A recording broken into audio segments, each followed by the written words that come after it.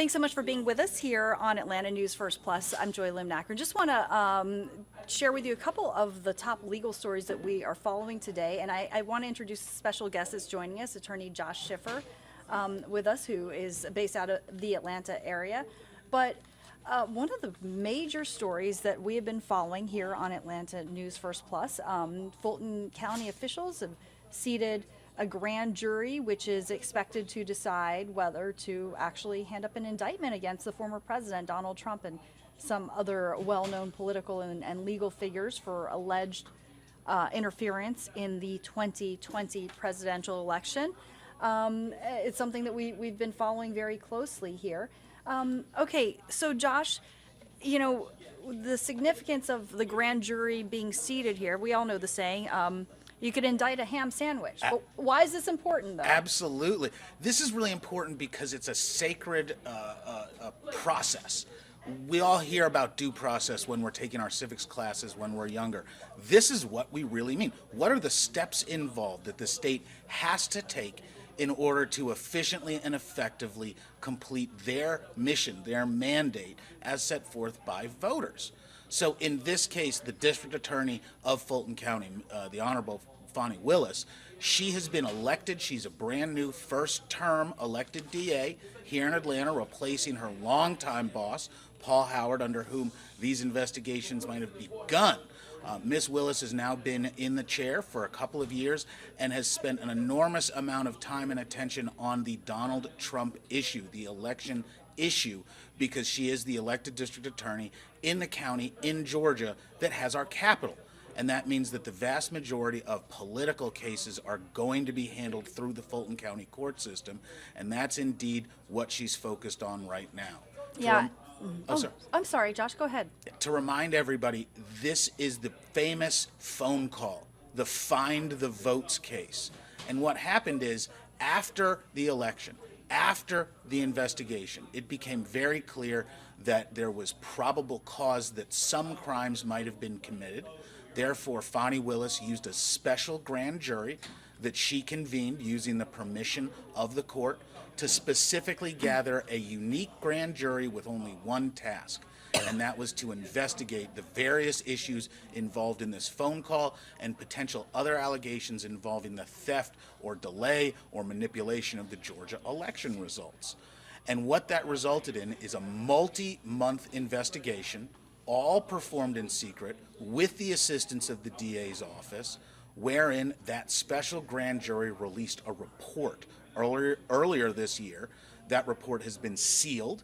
In fact, there was a lot of commotion when the report was finished because the public wanted that. But Judge McBurney, in ruling on motions to release that report, declined to release that report. It remains secret, and that was in order to allow other jurisdictions to continue other cases involving the former president. At the meantime, Fani Willis has an obligation to move forward with whatever she's going to do with this report, and that's what we're all waiting on.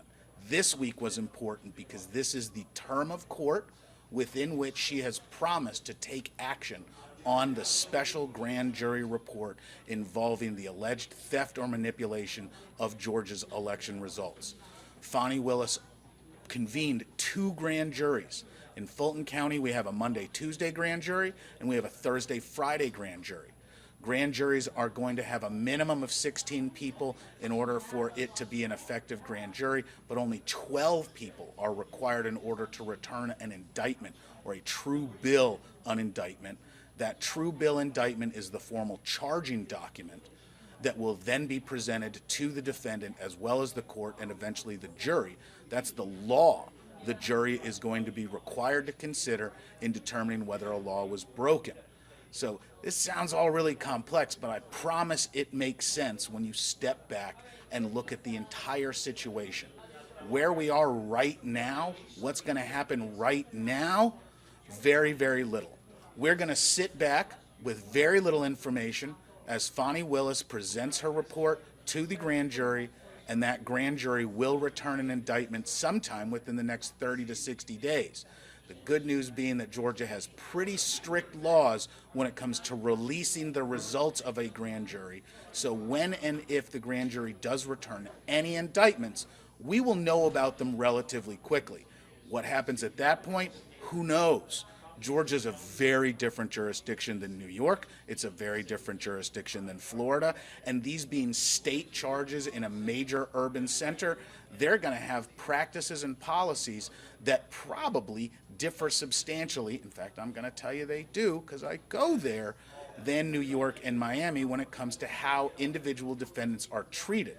And I know a lot of people are interested to see if former President Trump is going to be granted the same grace and permissiveness in the system of checking in, being arraigned, being processed, as the local jails here in Fulton County are well known to be a challenge. They're very difficult, and it can be difficult to operate in and around our legal system due to the size and the lack of resources.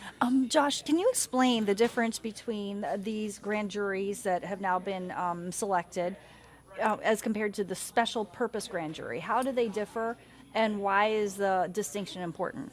So a grand jury, a regular grand jury, is convened by a district attorney in every jurisdiction when it comes time to bring about charges that have been approved using the grand jury indictment process as required by law in Georgia.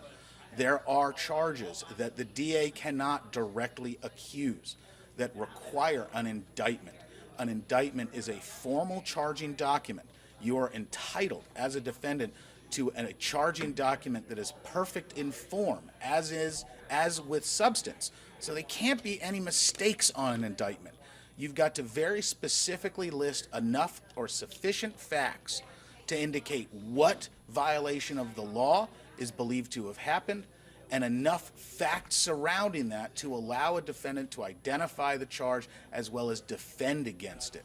We had a long time where indictments were insufficient, not enough words were included in order to set up a defense.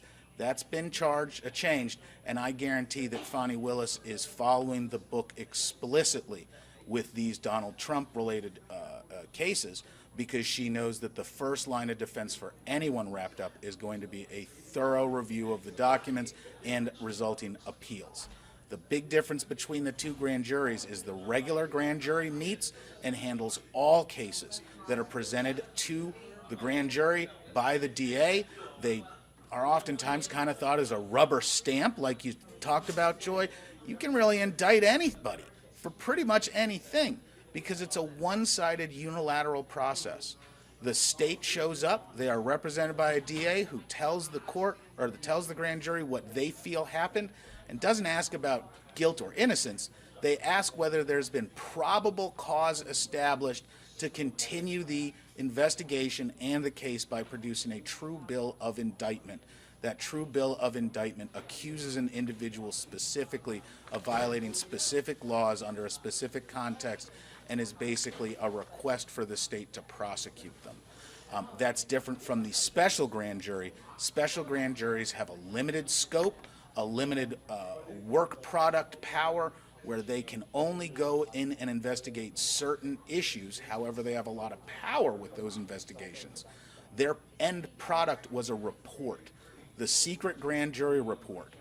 That report is then used by the district attorney's office and the new independent regular grand jury to determine what charges and against whom this process is going to move forward.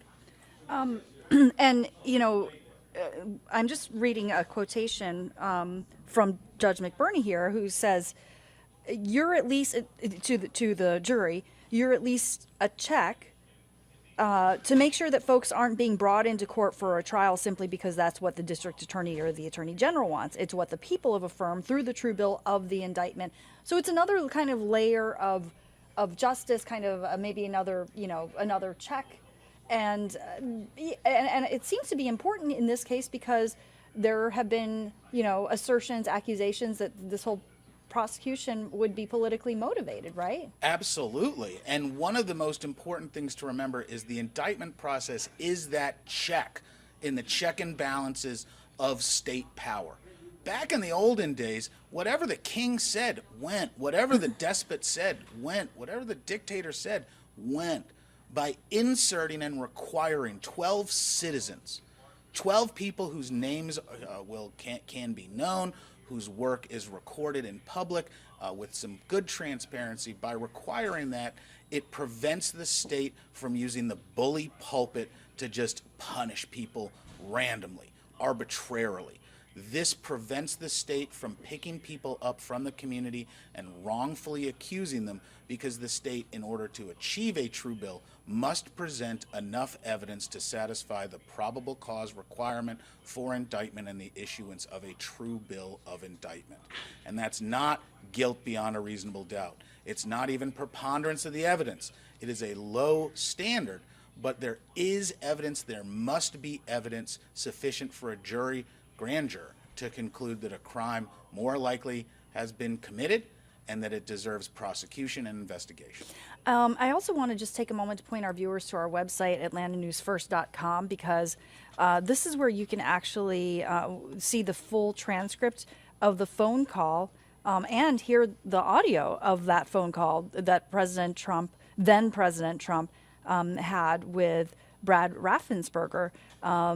So, it's something that, of course, has been really a focal point of the investigation, and you may just want to listen for yourself, with the Georgia Secretary of State essentially saying, suggesting that perhaps Raffensperger could help him, quote, find 11,780 votes, just enough needed to beat Joe Biden. So check that out on atlantanewsfirst.com if you want to listen to it and read the transcript. Sorry, Josh, you were going to say something. Oh, no, I just wanted to add, that's where this case begins. And it's a fascinating beginning because the evidence was right out in front of everybody, basically as it happened. This was a giant news story and clearly has been covered by everybody since then. But what it really was is it opened the door to the investigation then performed by the Fulton County District Attorney's Office, other law enforcement agencies. That investigation has now consumed and kind of eaten up through osmosis other investigations. The investigation broadened. Now it includes literally dozens and dozens of potential targets, ranging from our political leaders of the highest caliber all the way through local electors, individual citizens. We have a class of alleged fake or phony electors, as some people like to call them, who were summoned to the Capitol in order to vote on an alternate slate of electors. There were a lot of questions about how that process took place. There were issues involving representation of the electors and whether there were conflicts in who could defend them, because individual defendants shouldn't be sharing the same lawyer because of the inherent conflict in the lawyer's duties to those individual defendants. So this investigation expanded. We don't know the level of cooperation with District Attorney Bragg in New York or Jack Smith's case down in Florida through D.C. This case continues to aggregate, get bigger, get more complex, and we'll see very soon how the Fulton County District Attorney Fani Willis is going to approach arguably the most complicated trial of her career.